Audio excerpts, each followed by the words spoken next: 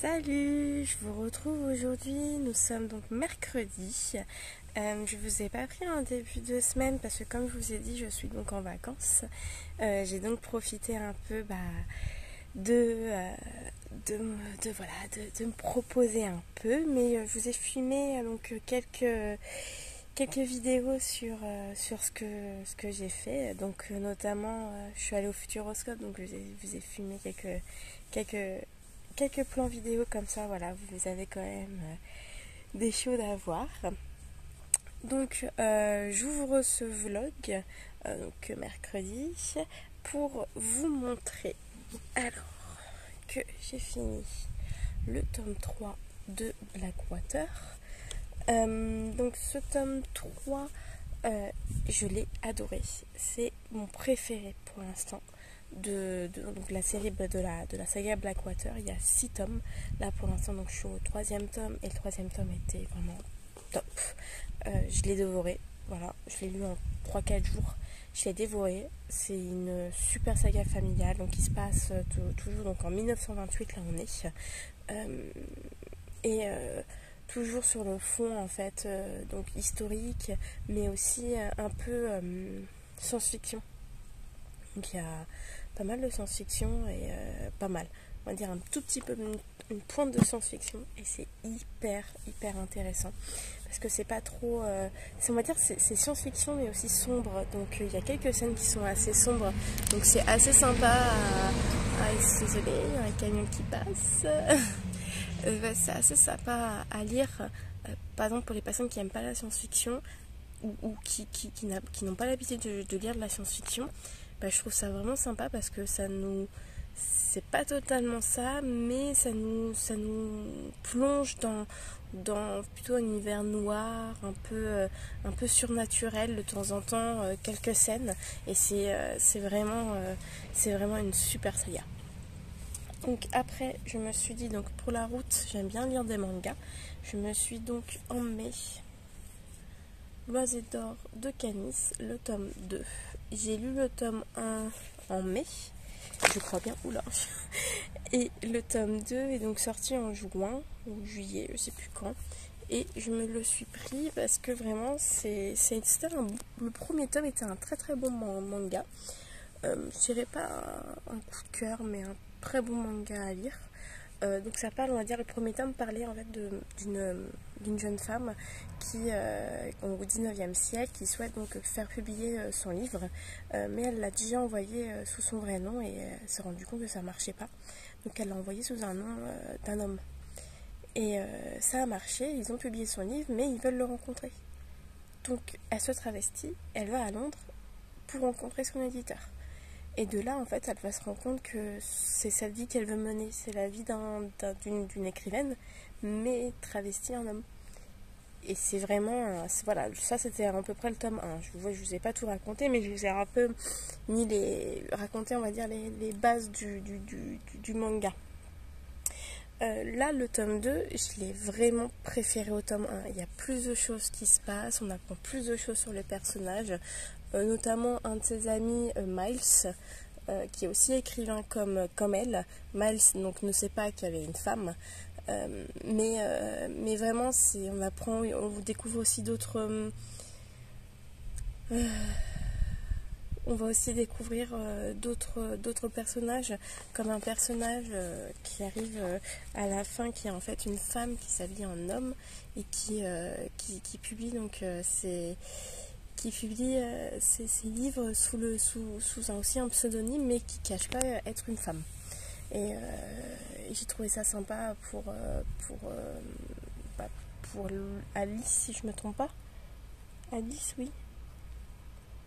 Elle se fait aussi appeler Alan, elle se rend compte qu'elle peut vivre en fait en étant écrivaine sans cacher sa féminité.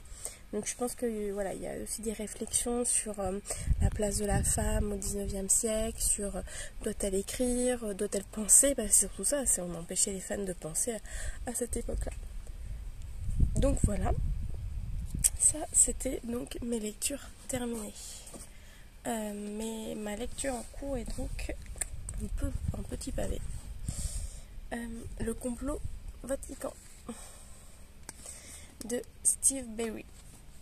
C'est un roman historique, un roman policier historique. C'est donc le Cherche Midi qui me l'avait envoyé en juin, parce qu'ils savent que j'aime bien les romans historiques. Je voulais en fait un bon roman historique sympa à lire cet été pendant mes vacances. Je trouve ça vraiment super sympa, les romans historiques policiers. Donc voilà, j'ai l'impression que ça ressemble un peu à du Dan Brown, si vous voyez ce que je veux dire, parce que je vais vous lire le résumé et vous me direz ce que vous en pensez. 1209, sud-ouest de la France, en charge de la croisade contre l'hérésie cathare, les dominicains poursuivent dans l'ombre un autre objectif, en finir avec une société secrète, les Sœurs Servantes de Saint-Michel, dépositaires depuis plusieurs siècles de mystérieux reliquats aux premières heures du christianisme. 1428, Pyrénées, l'Espagne est occupée par les musulmans. Alors que les troupes chrétiennes regagnent du terrain, les morts mettent à sac l'église couvent et s'en prennent aux voyageurs qui essaient de passer en France. À la frontière, un homme leur échappe de justesse grâce à l'une des servantes de Saint-Michel qui va bientôt lui dévoiler le mystère de son ordre. 2022, Gand, Belgique, Nick Lee travaille pour l'UNESCO à la sauvegarde des œuvres d'art en péril alors qu'il vient de retrouver une amie, Kelsey, une religieuse et restauratrice de tableaux. Un attentat est perpétré contre un chef-d'œuvre de la peinture flamande datant de 1428. Celui-ci refermerait-il un secret bien gardé?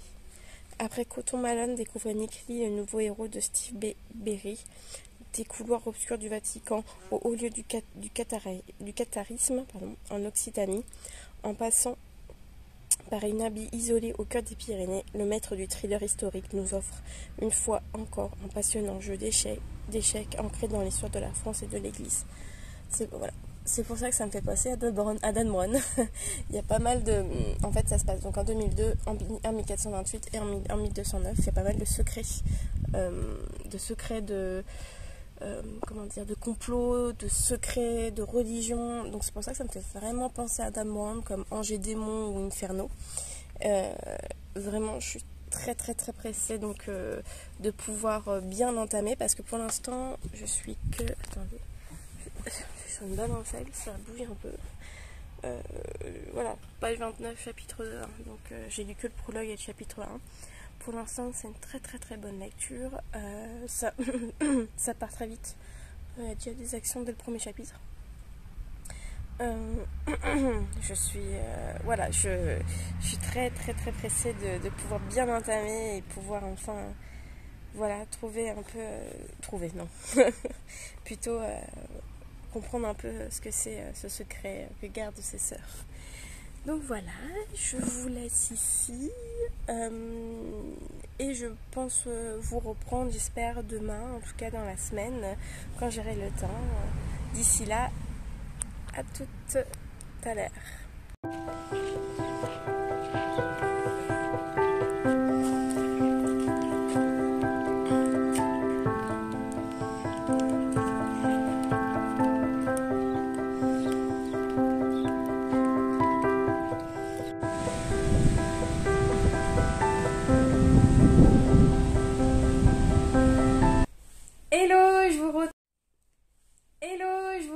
Donc aujourd'hui, on est donc lundi.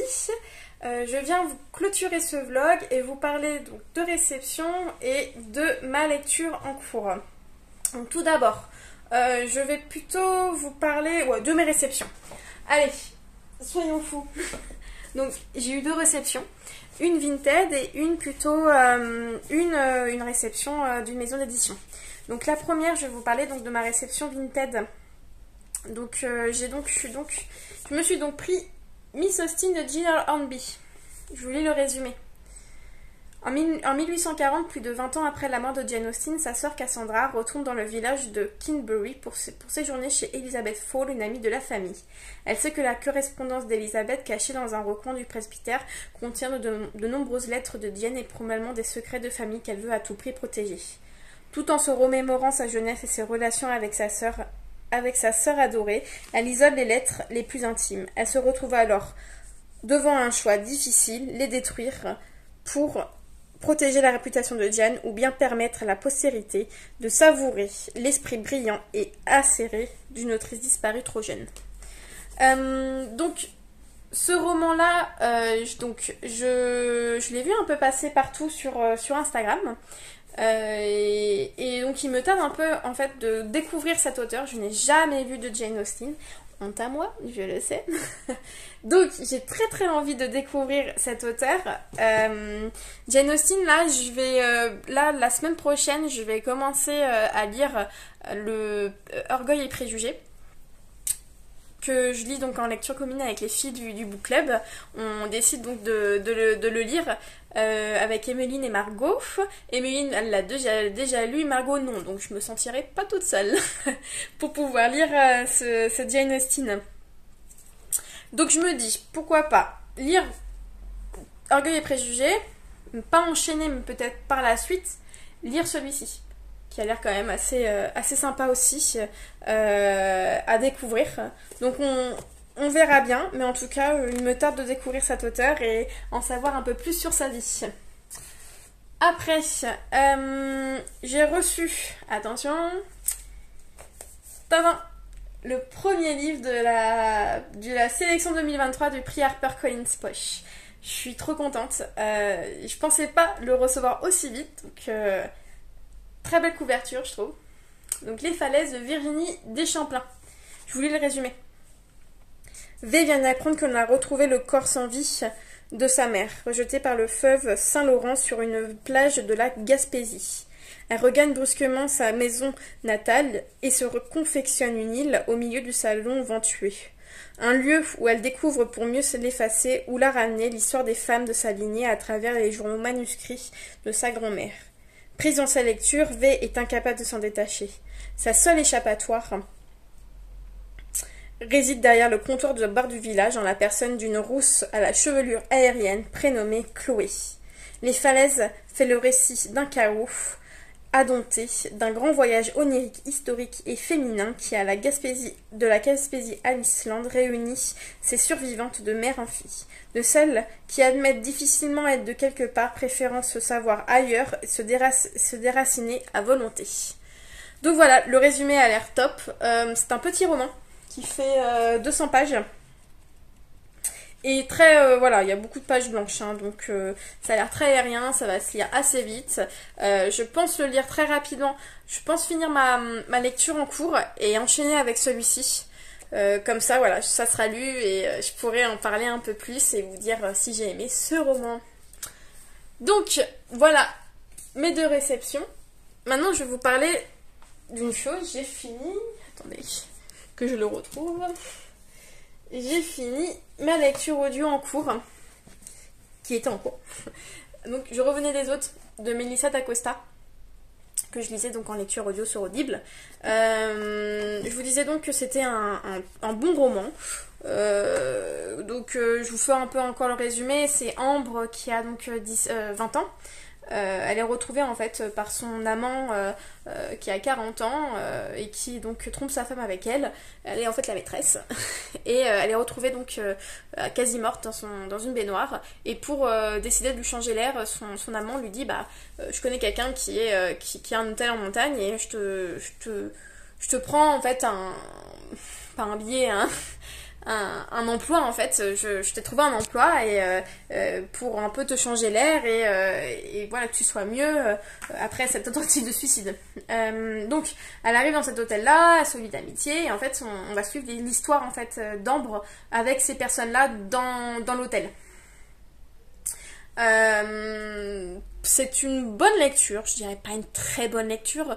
Il y a eu en fait, parfois il y a des petits comportements de Ambre que j'apprécie pas trop, un peu enfantin, mais bon, comme je pensais, est-ce que ce livre-là met pas en évidence l'âge, on va dire, enfant d'une personne, voilà, une femme enfant qui devient une femme adulte grâce à on va dire à cette renaissance.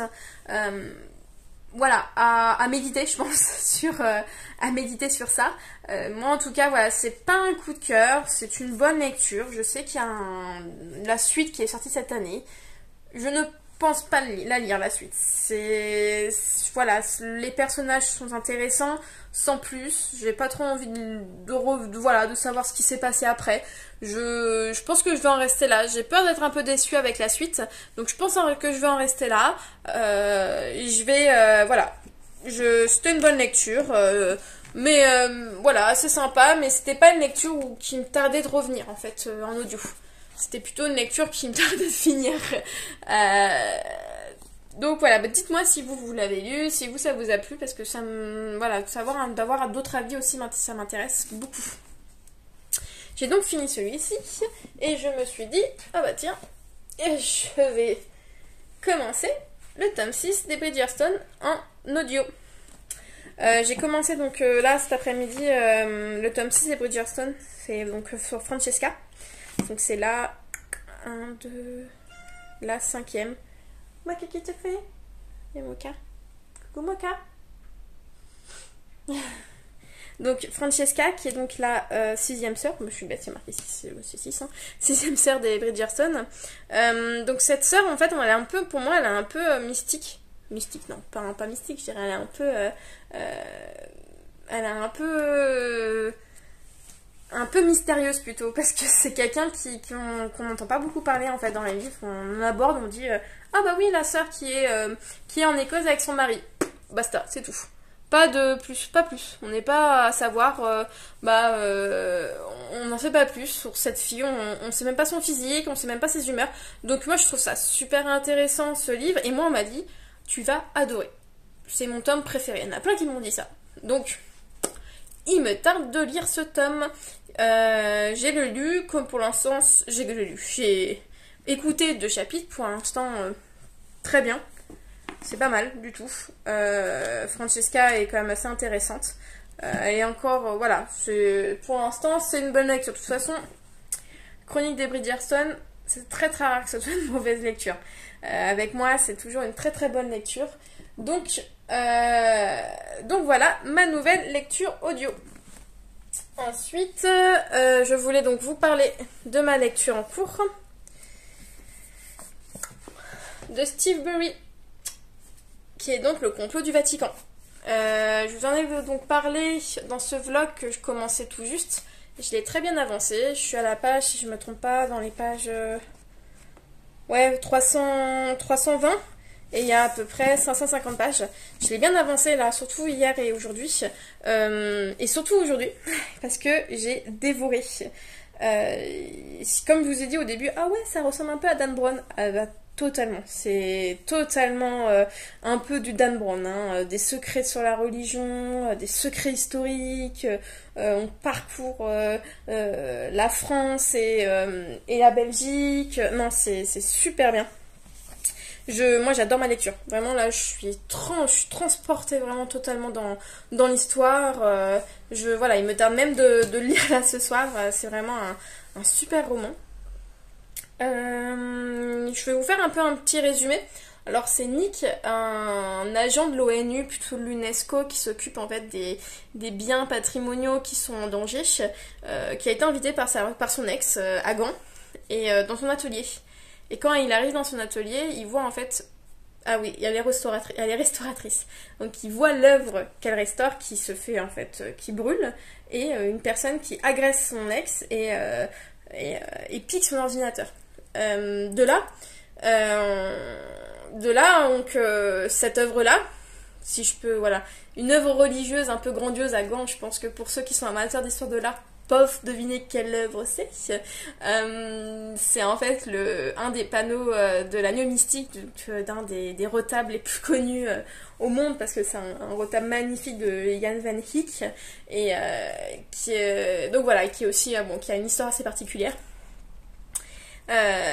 Donc Nick va enquêter sur ça en fait, pourquoi brûler un bien patrimonial, et pourquoi vouloir en fait l'ordinateur de son ex.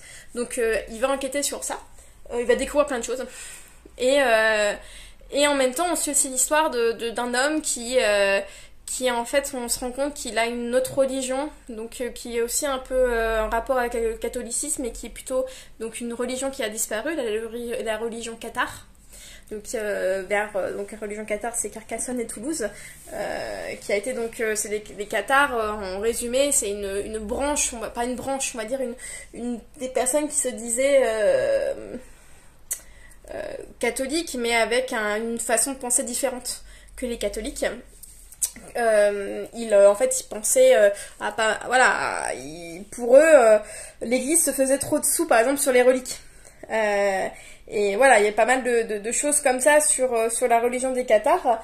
Et c'est une religion donc qui a été en fait éradiquée.